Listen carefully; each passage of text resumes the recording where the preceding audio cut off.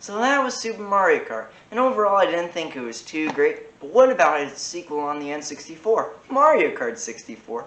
I just hope it doesn't come off my shelf and enslave the planet, dooming the world to fall into the control of chaos and flames. Well, that was unexpected.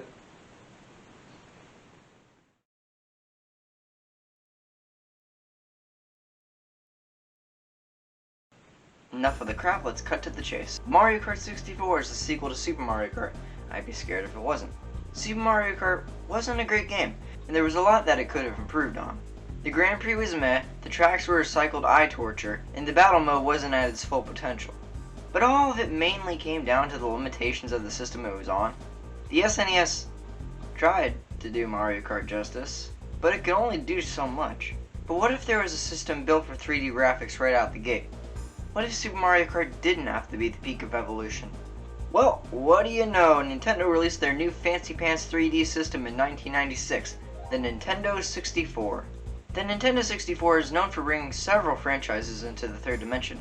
Mario, Zelda, and even Donkey Kong were given their own 3D titles on the system. And most of these transitions improved upon the core elements of their franchise and were basically 3D interpretations of the 2D games back on the SNES. So how could Nintendo not make another Mario Kart? It was a perfect fit. It was a game that struggled on its original system, so why not help it by bringing it to a system that isn't dead in the ground? And thus, Mario Kart 64 was released, and eventually became one of the standout titles on the Nintendo 64. If you had this system, there was a pretty good chance you had this game. It was the second best-selling game on the system, only being beaten out by the Holy Spirit. There's so much widespread nostalgia of this game nowadays. And while I wasn't around back when this game released, this game feels comfortably old and cozy.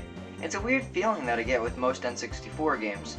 It simply feels incredible to experience 3D gaming back in its infancy. But I didn't start out playing on the N64. No. I just had to go and be stupid. The first time I played this game was on the Wii Virtual Console. It's one of the few games I got digitally on the Wii, and I would have bought more, but disappointment is always inevitable. I don't remember much about playing this game, and it didn't really capture my attention for all too long. But just to be safe, I later purchased the game on the Nintendo 64. Young me didn't have much to say about this game, so let's see why he had nothing to say. This is Mario Kart 64.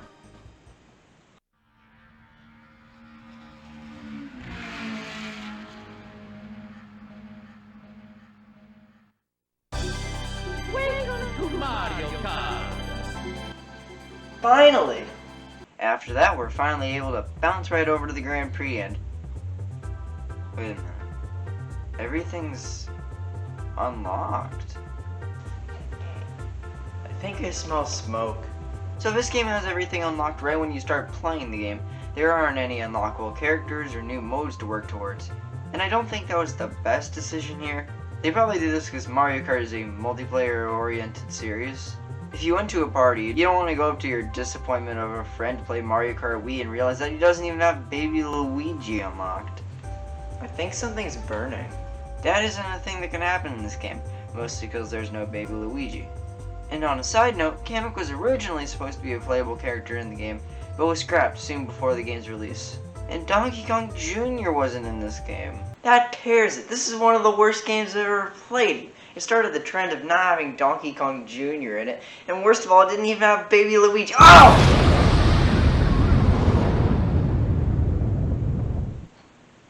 I was being sarcastic.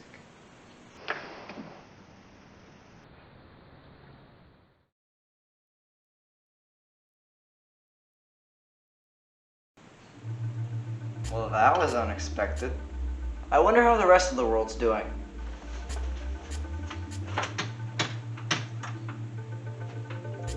Huh. Well, guess I'll get the spoon. How are you not dead yet? Not sure. Wait, who said that? If you want me to turn the fire off, talk about the tracks of Mario Kart 64. Okay, strange disembodied voice. Luigi Raceway. That one's my favorite. Why? Luigi. Good point. But if I'm being honest, it isn't all too great of a track in terms of design and theme. It feels more like another bland and uninteresting track in the generic variety. It isn't bad, but it isn't that good. Moo Moo Farm is just a worse version of Moo Moo Meadows from Wii. There are just too many Monty Moles, and once you get hit by them, it takes forever to recover from. The only positive thing I can say about this track is the arch. I think it looks pretty nice. You're stupid. Koopa Troopa Beach is pretty good, and it has a fun track layout, and while some parts like the ramps and trees are a bit annoying, it's still pretty fun when you do pass through them successfully. Calamari Desert is an absolute highlight in this game, and all I needed was a train. You're easy to please. Oh, you'd think that. The train does get annoying when it passes right in front of you and you have to sit there and wait for it to do its thing, but it also adds a level of stress that isn't there in a standard track. It's like, oh no, will I make it before the train arrives? Dang. Toad Turnpike is another standout course in the game. You have to share the road with other vehicles, and sometimes it's a fun challenge to try and avoid them. It isn't as involved as its remake in 8, but it still makes a great first impression here. Frappe Snowland looks fun. I wonder how it plays. This feels oddly familiar. Oh my god. This level has just about the same problems as Vanilla Lake, just toned back a bit. There's this one point in the track where there are a bunch of snowmen, which are really reminiscent of the ice blocks, but instead of a light tap, you get powered right up into the air. The good thing is that they aren't all too abundant, meaning that if you're skilled enough, you can probably avoid the snowman without fail, but it doesn't change the fact that a good chunk of this track is just extremely unfun and uninteresting. Like this large crevice. Why? There are a lot of questionable design choices in this track that make it just not very good. Choco Mountain is fine, I guess, but there's just too much fog. It isn't as eye-destroying as its predecessor, but there isn't much going on here to make for an interesting track. Mario Raceway is bad. It's just a generic and plain track with little to no memorability. Yeah, this track sucks. It isn't nearly as good as Luigi Raceway. Whatever you say, man. Wario Stadium is long and boring. I wish they had split it up into 2 laps like they did with the track of a similar name in Double Dash. But at least the Wario stage was good in that game. In this game it's long, boring, and it gets old fast. Wario deserved better than this. No, he didn't. Sherbert Land is a bit empty, all things considered. You might need to make a tight turn every once in a while, but it doesn't stop everything from looking extremely empty. The only reason I remember this track is probably because it was remade on Wii. Royal Raceway is fun. The track design is crazy while being laid back at the same time. And if you go off-road a bit, you'll be able to drive around Peach's Castle from Super Mario 64. This is a neat track and one of the best in the game. And Bowser's Castle is a track, I guess. It's one of the weakest Bowser's Castles compared to later games. These swamps are annoying, the layout is just decent, and it's a very forgettable track, which is probably why I don't have much to say about it. DK's Jungle Parkway. He owns a parkway now? Screw that ape. He can't get any greedier. What did Donkey Kong ever do to you? I like how the setting of the track is a jungle at sunset. It really sets the relaxing mood going into the track. And going out of the track? It wasn't amazing, but not bad. It felt very basic when going off the course layout. There's a big jump, but other courses have them too, and in ways that don't feel shoehorned in. There's an enclosed area and... do I need to say it? Yoshi Valley is a bit of a mess. The track can't even decide who's winning. There are a few clear paths to take, because not all of them are equal in length. So if you know the best path, you're probably just going to take that one path, and that kind of narrows down the options of creativity this track tries to go for. Banshee Boardwalk is a good enough track. There are a few annoying parts, like this one part where the track decides to have a mini seizure and... Wait a minute. I know the guy who made this track. So you're dead? Sort of. And finally, Rainbow Road. Would never end. This track is a testament to the art of patience, and I don't know if I like it or not. It's long, grueling, and absolutely painful, but it's a blast when playing with friends. And if you're playing alone, the only way to get some fun out of it is to start a drinking habit. This is vinegar. Okay, I'll turn the fire off. But can you let me out of here? If you talk about everything else in this game, maybe I will. Okay. After talking about the tracks, why not move on to the racers within them? Wait a minute. Cheating. Oh no. So the CPUs in this game still cheat, but it honestly feels like the situation's worsened. There aren't any character exclusive items, so my eggs can rest easy, but the CPUs are faster than they've ever been. It simply feels unfair when I smack my opponents with bananas, and they don't let up, but whenever I screw up, it takes forever to recover from. And can I just say how stupidly long the recovery times are? I thought Super had it bad, but apparently this game taught me that if you think you're doing bad, you could always be doing worse. And the drifting is still a fever dream. It's the exact same as Super, but it now chooses to visualize sound effects using the power of the alphabet. It has its charm, but it doesn't really help with the situation. Sure it doesn't. How many explosives did you rig to my house? 7 installed. Lost 24. So, drifting's a nightmare, the recovery times are awful, and the races are bigger cheaters than the kid in the back of the math class. But don't get me wrong, the Grand Prix is much better in this game than in Super. It has actual tracks, the visuals don't cause bleeding, and I've heard that it's a blast when playing with friends. I'm really considering my options. But even though I haven't really played this with anybody, if I've learned a thing or two from Mario Party, I understand that the frustrating elements of the game make it that much more fun to play with friends. And speaking of frustrating elements, let's talk about the items. Most of the items in this game are mere upgrades from their originals, but some have their merit. The triple shells sound pointless, but they act as an easy protection if someone tries to throw a red shell or banana at you. The Banana Bunch. That's a bit much. The golden mushroom lets you use continuous boosts within a certain amount of time, and this would be great to have if the CPUs didn't catch up with you almost immediately.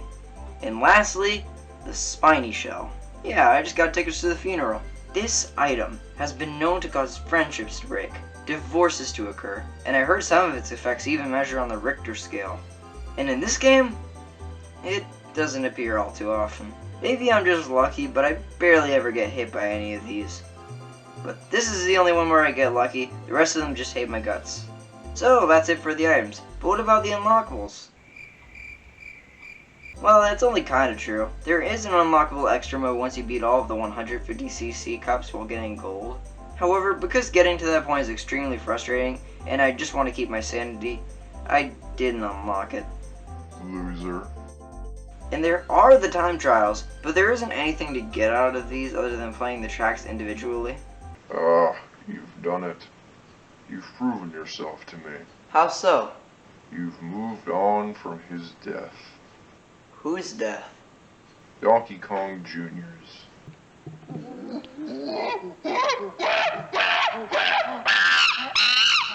I told you I was being sarcastic.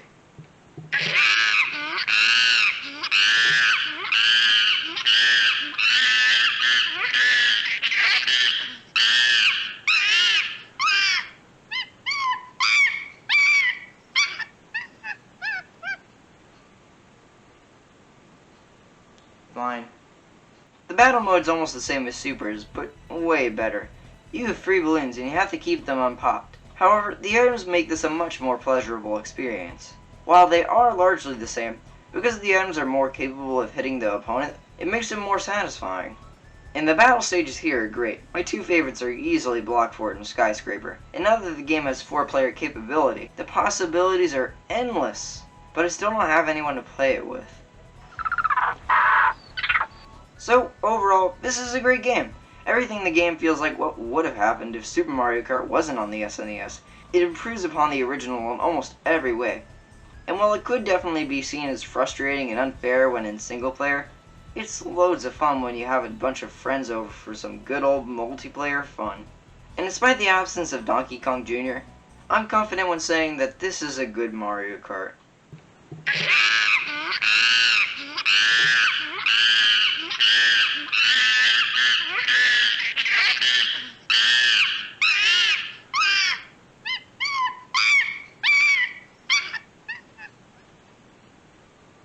Well, now that that's over with, I can know without a doubt that there are no begrudging losses playing with my mind anymore.